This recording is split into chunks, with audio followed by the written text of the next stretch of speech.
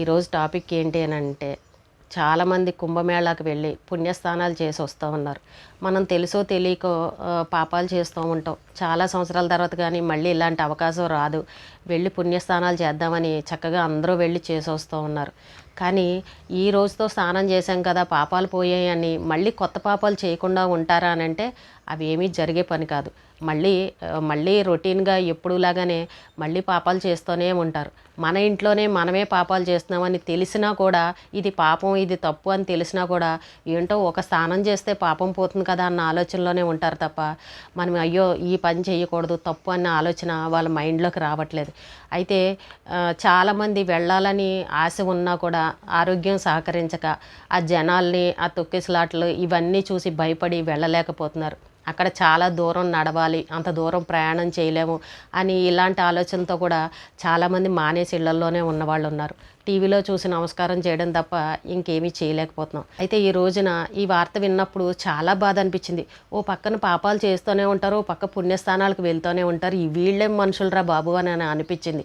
ఖచ్చితంగా ఇలాంటి వాళ్ళ కోసం కూడా వీడియో చెయ్యాలి అని అనిపించింది. అయితే ఒక కుటుంబంలో ఓ కొడుకు కోడలు ఫ్యామిలీ పిల్లలతోటి కుంభమేళాకు వెళ్ళాలన్న ఆలోచన వాళ్ళకు బాగా మైండ్లోకి వచ్చింది. ఖచ్చితంగా వెళ్ళి స్నానాలు చేయాలని డిసైడ్ అయ్యారు. అందరూ వెళ్తున్నారు, మనము వెళ్ళాలనుకున్నారు. అయితే ఆ ఇంట్లో ఆ తల్లి ఉంది, అతని తల్లి ఉంది. ఆవిడ చాలా పెద్ద ఆవిడ, ఆరోగ్యం బాగోలేదు ఆ తల్లికి. అయితే తల్లికి చెప్పారంట, అమ్మ నువ్వు పెద్దదాను కదా, నువ్వు కుంభమేళాకి రాలేవు, మేమందరం వెళ్ళి పుణ్యస్నానాలు చేసి 3 రోజుల్లో తిరిగి వస్తాము, నువ్వు ఇంట్లోనే ఉంటావా అని అడిగారంట. ఆ తల్లి ఏముంది, ఇప్పుడు వెళ్ళొద్దు అని అంటే మానేస్తారా? ఇంక ఈవిడిని అడ్డమైన తిట్లు తిడతారు. మేము వెళ్దామని అనుకుంటే నువ్వు వెళ్ళొద్దన్నావని ఈవిని శాపనార్థాలు పెట్టి తిడుతూ ఉంటారు. ఆవిడ సరే ఎందుకు నా గురించి వీళ్ళు ఎందుకు మానేయడం అన్న ఆలోచనతో ఆ తల్లి సరే వెళ్ళరండిరా నేను ఇంట్లోనే ఉంటానని వాళ్ళకి చెప్పింది. ఇంకా 80 ఏళ్ళు ఆవిడ పెద్ద ఆవిడ అని అంటే బీపీలు షుగర్లు కాళ్ళ నొప్పులు ఇంకా ఆవిడకి ఆరోగ్య సమస్యలు చాలా ఉంటాయి ఆ వయసు వాళ్ళకి. అయ్యేసరికి ఈ కొడుకు ఏం చేశాడు, ఇంట్లోకి ఆవిడకి కావాల్సినవన్నీ కూరలు ఇవి వండుకునే పదార్థాలు అన్నీ ఆవిడకి వస్తువులన్నీ ఇంట్లో పెట్టేసి ఇంట్లో ఆవిడని పెట్టి బయట గేటుకి తాళం పెట్టేసి వెళ్ళిపోయారు. కుంభమేళాకి వెళ్ళారు 3 రోజుల్లో తిరిగి వస్తామని.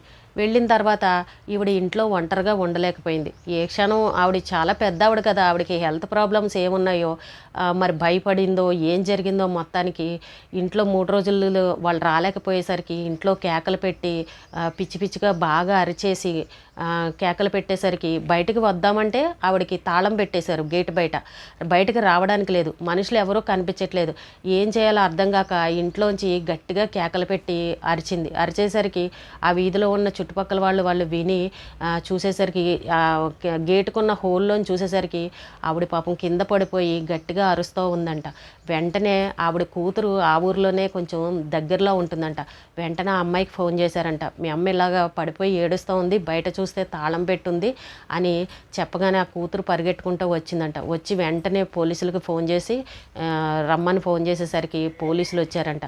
వచ్చి గేటు పగలగొట్టి తీసేసరికి పాపం ఆవిడ ప్లాస్టిక్ కవర్లు మరి అక్కడ ఫుడ్ ఆవిడ ఏమీ వండుకోలేకపోయిందేమో లేకపోతే ఇంట్లో ఏమీ లేవో అర్థం కాలేదు, ప్లాస్టిక్ కవర్లు చింపేసి ఆవిడ తింటూ ఉందంట. ప్లాస్టిక్ కవర్లు వీళ్ళంతా ఆవిడకి ఏం తినాలో అర్థం కాలేదో లేకపోతే ఇంట్లో ఒంటరిగా ఉండేసరికి మరి ఆవిడకి ఏదన్నా అనిపించిందో తెలియలేదు కానీ ఆవిడ ప్లాస్టిక్ కవర్లు తినే ప్రయత్నం చేసిందంట. వెంటనే ఆవిడకి గబగబా తీసుకొచ్చి పాపం మంచినీళ్ళు తాగించి ఫుడ్ పెట్టి ఆవిడ వెంటనే హాస్పిటల్లో జాయిన్ చేశారు. ఆ కూతురు చెప్పిందంట, మా అన్నయ్యే వెళ్ళింది, మా వదిన పిల్లలు కుంభమేళాకి వెళ్ళారు, నాకు ఈ విషయం తెలియదు, మరి నాకు చెప్పుండి నా దగ్గర వదిలిపెట్టి ఉండుంటే నేనే చూసుకునేదాన్ని కదా ఈ 3 రోజులును, నాకు చెప్పకుండా ఇలా అమ్మని ఇంట్లో పెట్టి తాళం వేయడం ఏంటని ఆ కూతురు అడిగిందంట. వెంటనే పోలీసులు అతనికి ఫోన్ చేశారంట. ఏంటి ఎక్కడున్నారు మీరు అని అడిగితే ఇలా కుంభమేళాకి వచ్చామంటే ఈవిడ పరిస్థితి ఇలా ఉంది, మీరు అలా అంట ఆరోగ్యం బాగోలేని ఆవిడని ఇంట్లో వదిలిపెట్టేసి ఎందుకు వెళ్ళారు అని అడిగితే ఆ కొడుకు చూడండి ఎంత తెలివిగా సమాధానం చెప్తున్నాడు. మా అమ్మాయి మమ్మల్ని వెళ్ళమని చెప్పింది, నేను ఇంట్లో ఉంటాను వండుకుని తింటాను మీరు వెళ్ళండి అంది, మేము ఇంట్లోకి కావాల్సినవన్నీ నేను కొనేసి ఇచ్చేసే వెళ్ళాను నేను అని తెలివిగా సమాధానం చెప్తున్నాడంట. మరి గేటుకి బయట ఎందుకు తాళం పెట్టావు, చుట్టుపక్కల వాళ్ళకి ఎవరికైనా అప్పచెప్పి వెళ్ళొచ్చు కదా చూస్తూ ఉండమని అని చెప్తే ఎటైనా వెళ్ళిపోతుందేమో అన్న ఆలోచనతోటి మేము గేటుకి తాళం పెట్టాము. ఆవిడకి కొంచెం మతిస్థిమితం సరిగ్గా ఉండదు, మతిమరుపు ఎక్కువ, ఆ భయంతో గేటుకి తాళం పెట్టామని చెప్తున్నాడంట. మరి మతిమరుపు ఎక్కువ ఉన్నప్పుడు ఎవరింట్లోన్నా వదిలిపెట్టి రావాలి కదండి. గమ్ముని ఆవిడ ఏ వంట చేసుకున్నప్పుడు ఏ ప్రమాదమో జరగచ్చు కదా, పొయ్యిల దగ్గర అక్కడను. ఆవిడకి మతిమరుపు అన్నప్పుడు ఏదో ఒకటి మర్చిపోవచ్చు కదా, ఎక్కడైనా ఇంట్లో పడిపోవచ్చు కదా, ఏదైనా జరగచ్చు కదా. ఆవిడ హెల్త్ బాగోలేనప్పుడు పుణ్యస్థానాలు చేయడానికని బాగోలేని మనిషిని ఇంట్లో తాళం పెట్టేసి కుంభమేళ స్థానాలకు వెళ్ళడం ఏంటండి. అంటే ఇలాంటి ప్రబుద్ధులు కూడా మనకు కనబడుతూ ఉంటారు అక్కడక్కడ. కూతురు అడుగుతుందంట, మీరు వెళ్తున్నప్పుడు నా దగ్గర వదిలిపెట్టచ్చు కదా, నేను ఊళ్ళోనే ఉన్నాను కదా, నేను చూసుకుంటాను కదా అని కూతురు పోలీసులకు చెప్తుందంట. అయినా సరే మరి వీళ్ళు బయట తాళం పెట్టి మరీ వెళ్ళిపోయి పక్కింటి వాళ్ళకు కూడా చెప్పకుండా వెళ్ళిపోయారని అంటే ఎంత ప్రమాదకరమైన పని అండి. ఇలాంటి వాళ్ళు పుణ్యస్థానాలు చేయడానికి వెళ్ళిపోతారా? తల్లిదండ్రులకి ఇంట్లో అన్నం పెట్టరు, ఏమీ పెట్టరు, సరిగ్గా చూసుకోరు, సరిగ్గా పట్టించుకోరు. ఓ పక్క ఇక్కడ తల్లేమో ఆకలితోటి అలమటించిపోతూ ఉంటే వీళ్ళు కుంభమేళ స్థానాలకు వెళ్తారు. అలాంటి వాళ్ళు ఇప్పుడు మనకి వెళ్ళిన వాళ్ళలో ఈ కోట్ల జనాల్లో ఎంతమంది ఉన్నారు చెప్పండి.